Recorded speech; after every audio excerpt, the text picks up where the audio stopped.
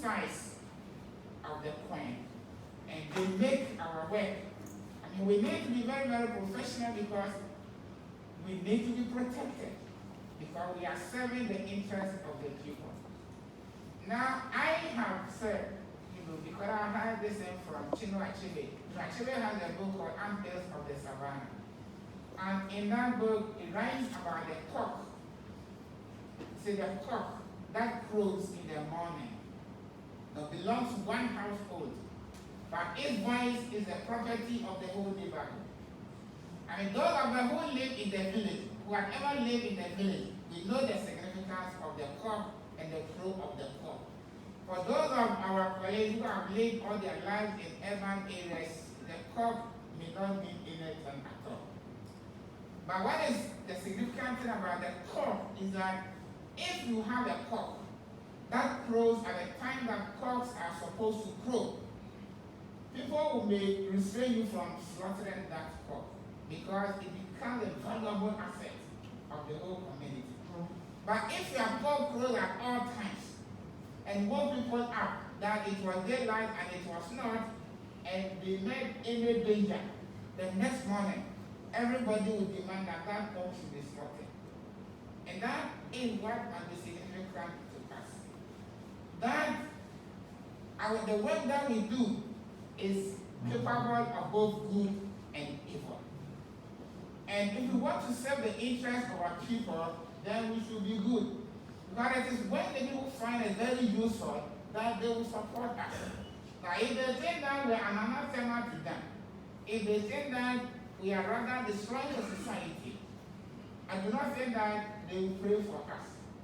They will only wish that God should send us something upon our heads. And that is not, because we have a significant role to play. Now, I want to state this ambience between what we ought to do, why we are, and why we need to be protected. In a statement that it was given by Sir John Donaldson, he served in the spy catcher case in the Court of Appeal in the UK in 1998. And in giving his judgment, this is one thing that he said. And I find it significant so that we look at it and see how.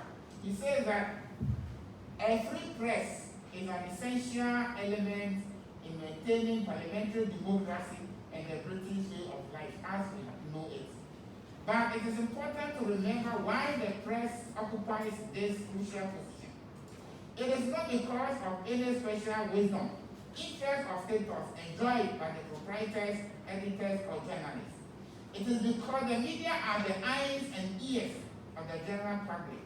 They act on behalf of the general public. Their right to know and their right to publish is neither more nor less than that of the general public.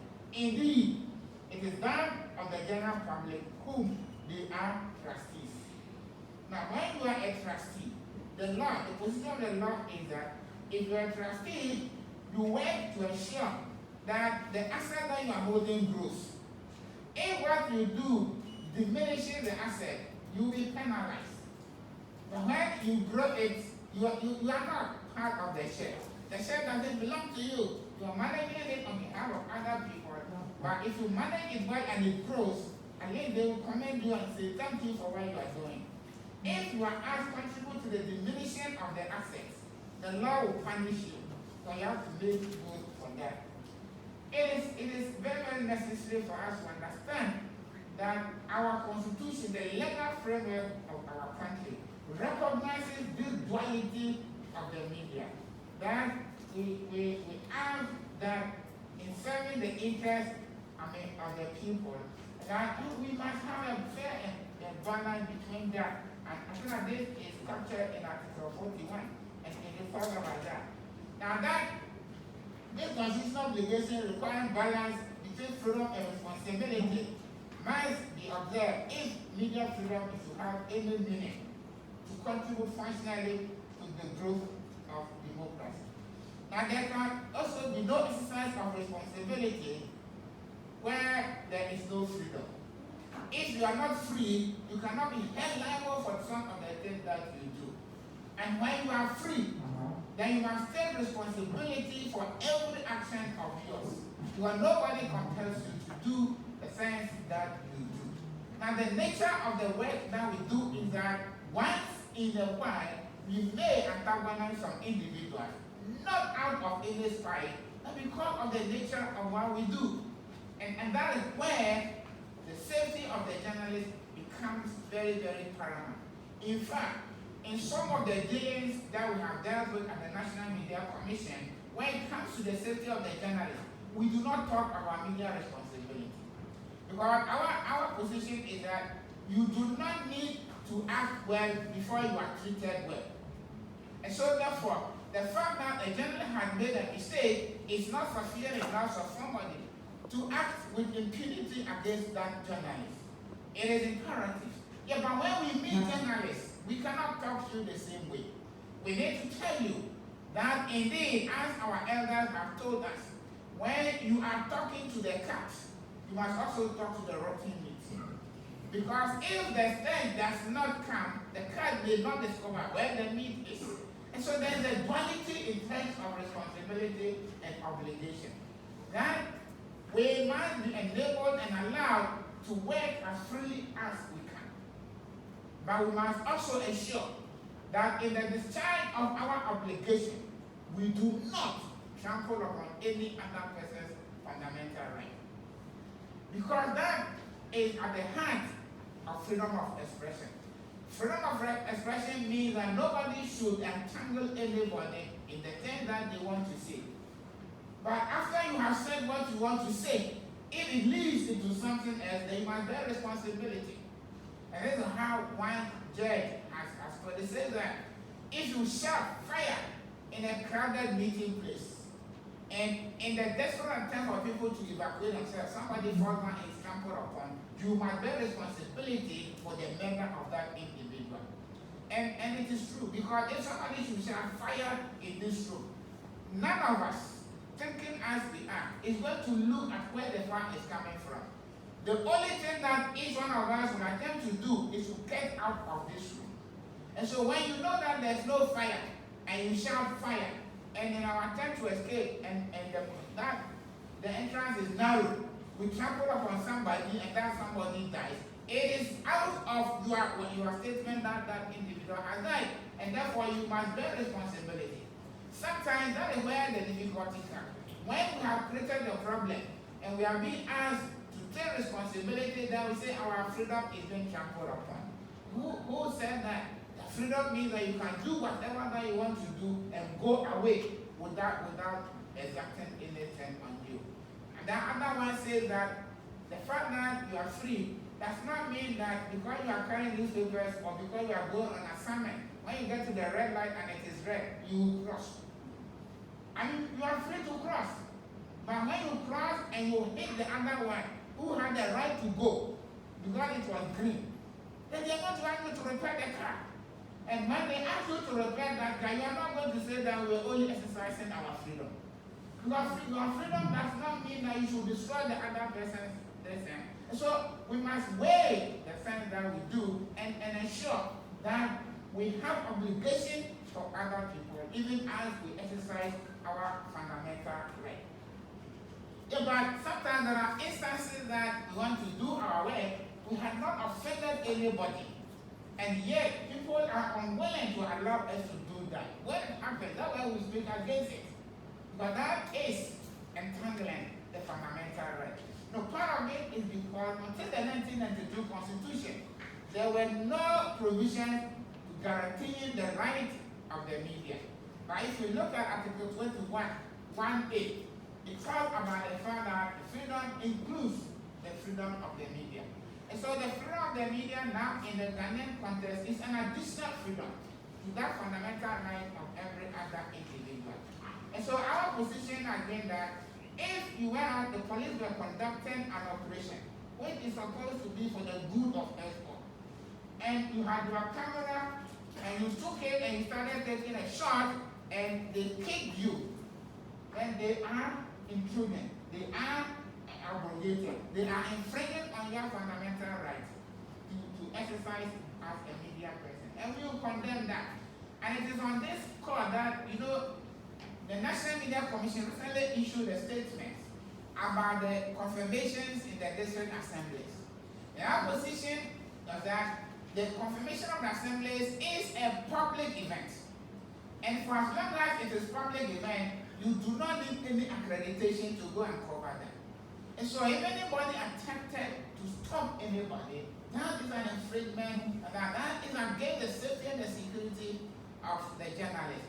I mean, that which happened. Now, on the same score, when Prophet Osubepa was taken to court, said the police restrained the journalist from going there.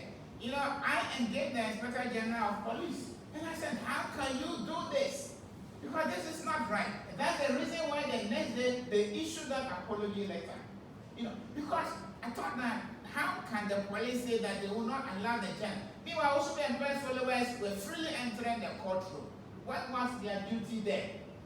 I mean, and this is a public event, and if the journalists could not be allowed to go and discharge their responsibility, then who else has the freedom to enter the courtroom? And so that using state apparatus to deny the journalist a fundamental right was wrong. And therefore, we told them, and thankfully the next day they issued that statement. And since then, they have not restrained the journalists from covering that. I mean, these are some of the things. Sometimes we are restricted. I'll give an example. The last time that the non-aligned movement conference was held in Ghana, after the opening ceremony, they said that the journalists should not cover the event. Meanwhile, those who had been accredited as delegates, who may have been journalists, they were sitting through that. So we had to divide it because I was leading the reporters. So they were monetized at some advantage position. And so therefore we discreetly entered one of those rooms, and then we were watching the monitor. And watching the monitor, we were taking notes. Now at the end of the conference, those that said that journalists should not come there, they commended us for the extensive coverage.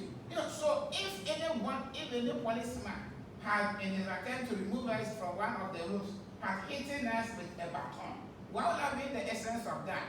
When at the end of the day, the media were commended for the extensive coverage. Now, somebody's duty was to stop people from. Those are the circumstances that we think we do not need, and in the way that things have to be done. Yesterday when I was coming, around 5 something, I was listening to one radio station, and they were discussing how to hook, and that what might have happened or not happened. And one of the people who took part in the trouble called in to respond to some issues. And the general was telling him that, Alaji, I tell you, you are lying. How can the journalist ever do that? Listen, and the basis of the journalist's argument was that they have spoken to some other person who didn't make the trip. And that person has told them that they didn't give them food, they didn't do this, they didn't do that. Then the Elijah was saying that I was part of the delegation, and it is not true. And the journalist says that Elijah, I said you are lying. I called the owner of the station, and I said that look, how? Because tomorrow, you need Elijah to talk to tomorrow. Now, yesterday you were telling him that he's a liar on air. How do you go back to him and speak to him on another matter? Some of these things are very, very unprofessional. That's why professionalism is very, very critical.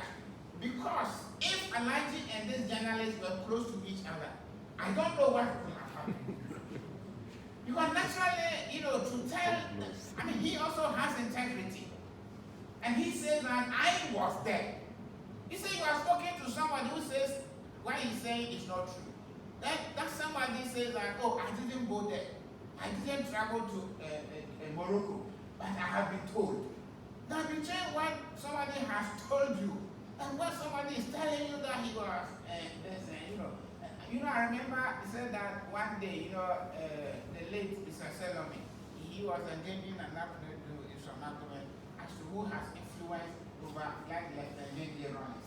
And I was saying that so he said, Nana told him that, look here, and he said that the Okokran and Epoda, and the only another. When you put an announcement. I mean, what it means is that the one who just go to tell another, and I'm going to sleep. I'm going to sleep somewhere. And the one who sleeps with Nana in the night. Between the two of them, who really control the ears of Nana? Because you come and bid your farewell and go, and I'm there. And I'll tell Nana that, forget about that person, where will you be at that material time? It is important that we act professionally at all times. Because it's only when we are professional that in defending you, we will be on solid ground. We will not dissolve any journalists because they have been very unprofessional when it comes to their security and their safety. But you make our work easier when you behave professionally and ethically. Because then that is that example. You know, it's like the LGBTQI debate that we are making. Suddenly, some people are turned into monsters. They are agents of this, agents of that. So expressing a contrary view. If you think that you have a view to express, why do you think that somebody else doesn't have another view to express? So now they call them 118. What about 18? Because they dare to state a view that is not what everybody is saying. But they are entitled to expressing that view. The fact that they have expressed that view does not make them monsters. And yet, in the media, today, in the Ghanaian media, and journalists are the ones who are taking the lead. Now you are saying that they should be crucified. So when you are crucified, who should come and protect you? Is your life as a journalist sitting in the studio worth more than any of those people that you are destroying? Please, what I'm saying is that let us have our differences. But let us understand that we will not all act in the same way. And if I express a view contrary to the view that you are expressing, it does not make me less human than you are. We are both human, except that we are looking at it from different perspectives. And it is that which makes us richer. Because all the progress that has been made in this world has come out of deviant behavior. The first people who said that the world was round, they were killed. Today, we know that it is true that the world is round. Maybe those who killed them, if they were living today, they would have regretted. But they have already killed them, and they cannot bring them back to life. I mean, let us be circumspect that in protecting the fundamental interest of the journalist, in fighting for the safety and security of the journalist, we must understand also that every other Ghanaian deserves to live in safety and to be protected. It is only when we encourage people to respect the rights of other people that our rights will equally be respected. And that is what is captured in the Ghanaian saying that if you do not allow somebody to reach 9, you too will not reach 10. When there's no 9, then there can be no 10. You understand? And it is not like in the US where they are counting the floss and they get to 13, they skip it, you know? Because 13 looks like a mysterious number in the US. So when you are climbing the story building, you see that there's no 13th floor. We don't. You know? So please, I'm saying that, and I am thankful to the Media Foundation for organizing this kind of conference for us to look at how can we do the things that at the end of the day will protect ourselves. The last thing that I want to talk about, and I sit down, is this, that, you see, the code of ethics of every journalistic organization all over the world talks about transparency in the gathering of information. Subterfuge can only be applied in exceptional cases where there is a bigger public interest in the matter. But we must also understand that any time that you resort to subterfuge, you need to be discreet in your approach. Because if you are found out, nobody will look at you. I mean, if the door is open and you are climbing through the ceiling and you are caught, I do not think that anybody will spare you. Why are you climbing through the ceiling? And so, in attempting to use on orthodoxy, because orthodoxy may not give you what you are looking for, we must learn the skills of the application so that when we resort to that, we are not caught. Because if we are caught, we will be dealt with. The public is not so much interested in the way that we got the story, but they are interested in the story that we are presenting. And those of us who are old enough and may remember, about 10 years ago, there was this incident in the UK about the news of the web. A newspaper that titillated and exercised everybody. By the moment that they got to know how they were getting the stories, everybody felt terribly bad. The consequence was that the newspaper was closed down, and for a number of years, leading figures in that organization were prosecuted in the UK.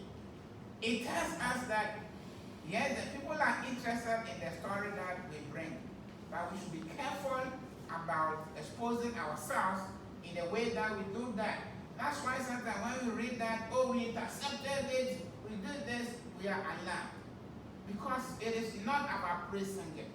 It's not about how we are able to capture something. It's about the essence of the information that we are presenting. And therefore, we must allow the work that we do, to lead in our praise or condemnation, rather than the unorthodoxy by which we are able to access information, even when that method is not approved. I hope that if we do things this way, it will work for every one of us. And that is the reason why I would want to encourage you to be very, very forthright and open in the deliberations so that we are able to move forward. And I think that one of the things that Media Foundation will do is to give us the research that they did and how people were abusing that. And sometimes culture, and the thing that we do cannot be situated sometimes outside our culture. It is our people who tell us that if you go to the funeral with your tongue like that, you go back with dirty slaps on your face. On that note, and on condition that we will be very open and frank, I accept to be the chairperson for this meeting. And thank you for your indulgence, even as I delayed you. Thank you very much. Thank you very much, Mr. Yaw Boadu Ayeboafo, Chairman of the NMC and Chairman for this occasion. I believe when I was introducing Mr. Yaw Boadu Ayeboafo, you did your own calculations